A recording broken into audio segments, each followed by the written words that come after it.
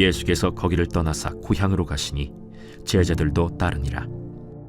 안식일이 되어 회당에서 가르치시니 많은 사람이 듣고 놀라 이르되, 이 사람이 어디서 이런 것을 얻었느냐? 이 사람이 받은 지혜와 그 손으로 이루어지는 이런 권능이 어찌 됨이냐? 이 사람이 마리아의 아들 목수가 아니냐? 야고보와 요셉과 유다와 시몬의 형제가 아니냐? 그 누이들이 우리와 함께 여기 있지 아니하냐? 하고 예수를 배척한지라. 예수께서 그들에게 이르시되, 선지자가 자기 고향과 자기 친척과 자기 집 외에서는 존경을 받지 못함이 없느니라. 예수님께서는 지금까지 가버나움 지역을 중심으로 해서 하나님 나라의 복음을 가르치시고 전파하시고 고치셨습니다.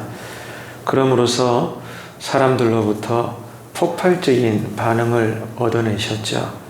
그래서 오늘 본문에서 예수님의 고향 방문은 마치 금이 환영을 하는 것처럼 그런 더 많은 사람들로부터 사랑과 그런 폭발적인 반응을 받을 수 있지 않겠나, 그런 기대를 가지게 합니다. 왜냐하면 고향 사람들이니까요. 자, 1절을 보시기를 바랍니다. 예수께서 거기를 떠나서 고향으로 가시니 제자들도 따르니라. 네, 이제 예수님이 고향으로 가시는 거예요. 그래서 더 많은 것들을 기대할 수가 있겠죠. 그런데 현실은 그렇지가 않았습니다. 의외로 고향 사람들로부터 불신앙과 배척을 받게 됩니다. 참 기이한 일입니다. 그러면은 왜 이런 반응을 보게 되는 걸까요? 고향 사람들은 예수님의 출신이 어떻게 되며 또 예수님의 학력이나 신분, 예수님이 가지고 있던 직업이 어떤 것인지 고향 사람들로서 누구보다 잘 알고 있는 사람들입니다. 그렇기 때문에 이 고향 사람들이 가지고 있는 선입견이 있다, 이 말이에요. 예수님을 향한 선입견이 있습니다. 원래 예수님은 이런 사람이야. 어릴 적부터 누구 집에 태어났고 누구의 아들이고 어떤 일을 했고, 어릴 적부터 이 청년 예수, 인간으로서의 예수가 어떻게 태어나고 자랐는지를 고향 사람들이 안다는 것은 그들의 인간적인 선입관으로 지금 메시아 되신 예수님을 이해하고 바라보고 있다, 이겁니다.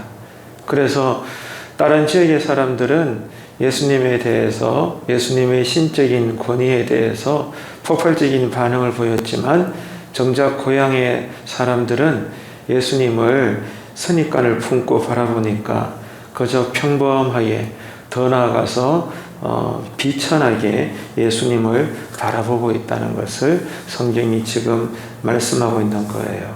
자, 2절을 보십시오. 안식일이 되어서 회당에서 가르치시니 많은 사람이 듣고 놀라 이르되, 이렇게 되어 있죠. 자, 고향 사람들도 똑같이 반응하는 부분이 있어요. 예수님의 권위 있는 가르침입니다. 다른 동네 사람들처럼 이 고향 사람들도 동일하게 예수님의 가르침과 그 말씀에 대해서 해석하신 것을 들어봤을 때는 모두가 놀라워했습니다. 하지만 그럼에도 불구하고 고향 사람들은 이런 예수님을 보면서 놀라워하면서도 세 가지 질문을 제기를 합니다. 자, 2절 그 다음에 보시겠습니까? 이 사람이 어디서 이런 것을 얻었느냐? 자, 이렇게 말을 하고 있다는 거예요. 고향 사람들이 첫 번째 의문을 가지는 것은 예수님이 이런 놀라운 가르침을 지금 보여주고 있는데 그 가르침의 기원이 어디에서부터 나오는 거냐? 이 가르침의 기원에 대해서 스스로 묻고 있습니다. 소위 예수님의 학력에 대해서 회의적인 반응을 하고 있는 거예요. 어라? 이상하다. 저 청년 예수가 어디서 태어났고 어릴 적에 어떻게 자랐는지 우리가 뻔히 알고 있는데 참 놀랍네. 어떻게 저런 기이한 가르침을 저렇게 하는 걸까? 예수님의 학력에 대해서 비하하고 있는 모습을 볼 수가 있는 거예요. 그뿐이 아닙니다. 2절 그 다음에 보십시오. 이 사람이 받은 지혜와 그 손으로 이루어지는 이런 권능이 어찌 됨이냐. 자, 두 번째 의문을 제기하죠. 뭐예요? 예수님의 지혜와 능력의 성격에 대해서 묻고 있는 거예요. 들어보니까 저 청년 예수의 가르침을 들어보니까 그 지혜와 능력이 대단한 거예요. 고향 사람들도 인정하는 겁니다. 놀라워해요. 그러면서도 과연 저 가르침의 성격이 어떻게 된 것인가? 예수님의 지혜와 능력을 놀라워하면서도 애써 부인하려고 하는 고향 사람들의 모습을 볼 수가 있는 겁니다. 그래서 이런 부분에 있어서는 아유, 저 청년 예수니 우리가 모르는 사이에 어디 가서 누군가로부터 좀 묘한 가르침을 배워왔는 것 같다. 그러니 뭐 학벌도 없는데 뭐 제대로 배운 것도 없는데 그러니 저런 가르침을 할 수 있는 거 아니겠어? 여전히 예수님을 향해서 놀라워하면서도 비아냥거리는 모습을 고향 사람들을 통해서 우리가 읽어볼 수가 있는 거예요. 계속해서 부정적인 반응을 보이고 있는 겁니다. 3절 보시겠습니다. 이 사람이 마리아의 아들 목수가 아니냐? 야고보와 요셉과 유다와 시몬의 형제가 아니냐? 이 너희들이 우리와 함께 있지 아니하냐 하고 예수를 배척한지라. 자, 고향 사람들 세 번째 의문을 제기하는 것이 뭡니까? 이번에는 예수님의 가족 관계에 근거한 예수님의 신분에 대해서 의문을 가지고 있는 겁니다. 목수라고 하는 예전 직업에 대해서 고향 사람들은 언급을 하면서 특별히 마리아의 아들이다 이렇게 말하고 있죠. 자, 이 표현은 예수님을 실제적으로 폄하하려는 의도를 가지고 있다는 거예요. 목수의 아들, 그러니까 요셉의 아들이라고 해야 되죠. 왜냐하면 예수님의 육신의 아버지가 요셉이니까 요셉의 아들이다 이렇게 말해야 되는데 지금 고향 사람들이 마리아의 아들이다 이렇게 말을 하고 있거든요. 왜 그럴까요? 아마 성경학자들은 추측하기를 이 시점에서 예수님의 육신의 부친인 요셉이 벌써 죽었던 거예요. 요셉이 죽었어요. 그러니까 이제 남아있는 모친 마리아 때문에 요셉의 아들이 아니라 마리아의 아들이다 이렇게 언급을 하고 있는 것입니다.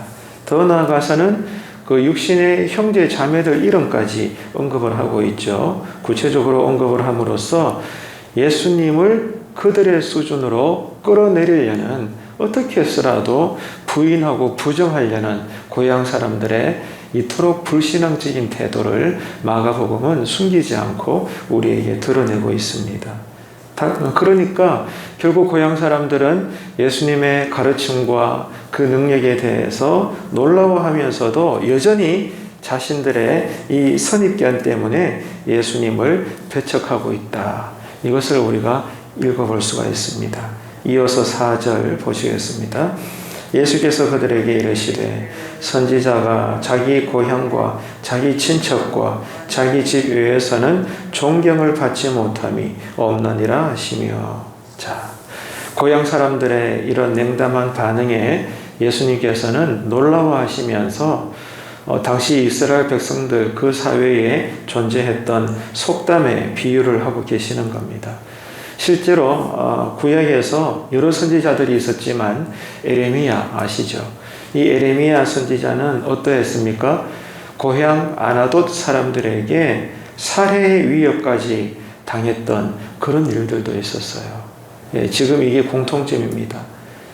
성경의 선지자들이나 심지어 메시아 되신 예수님께서도 동일하게 다른 땅에서는 다른 지역과 동네에서는 그렇게 신앙적인 폭발적인 반응을 얻으시면서 하나님의 영광을 드러내셨지만은 정작 누구보다 잘 이해해야 할 고향 사람들로부터는 살해의 위협을 받으시면서까지 에레미야 선지자나 예수님이나 이렇게 부정적인 태도로 배척을 당하고 있는 것을 우리가 읽어볼 수가 있는 겁니다. 자, 이런 것을 볼 때 우리는 이해할 수 있어요. 가까이 있을 때는 귀한 줄 모른다는 겁니다. 네. 우리도 그렇지 않습니까? 우리 주변에 사람이 되었던 물건이 되었던 어떤 상황이 되었던지 간에 지금 내 곁에 있는 것에 대해서는 귀하게 여길 줄 모른다는 거예요.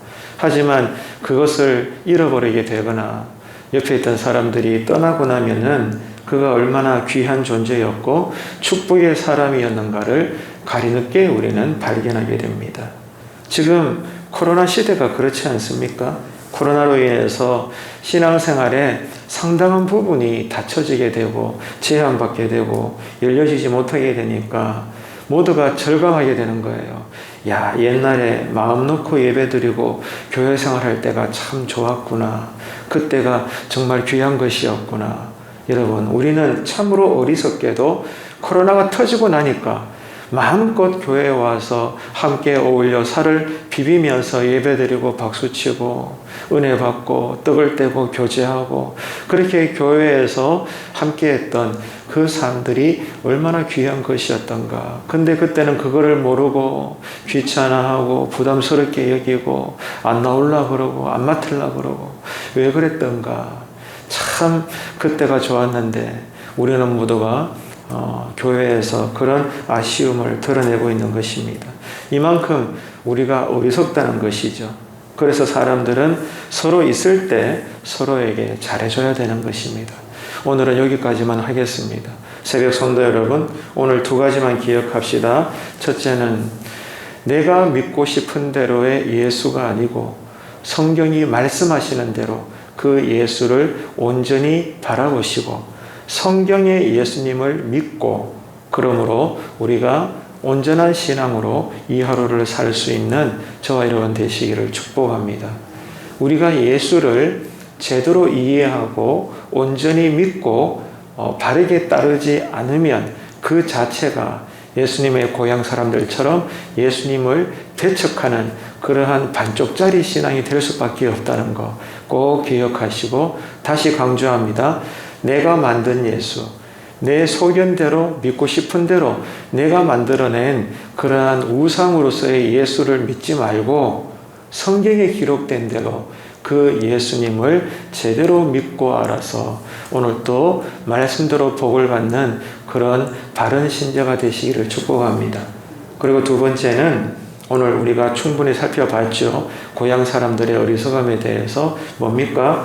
지금 함께하고 있는 여러분 주변에 가족이나 또 교회 성도님들, 주변 동네 사람들, 아무튼 지금 나와 함께 살아가는 주변 사람들을 예수 안에서 귀하게 여기시는 지혜로운 사람들 되시기를 바랍니다.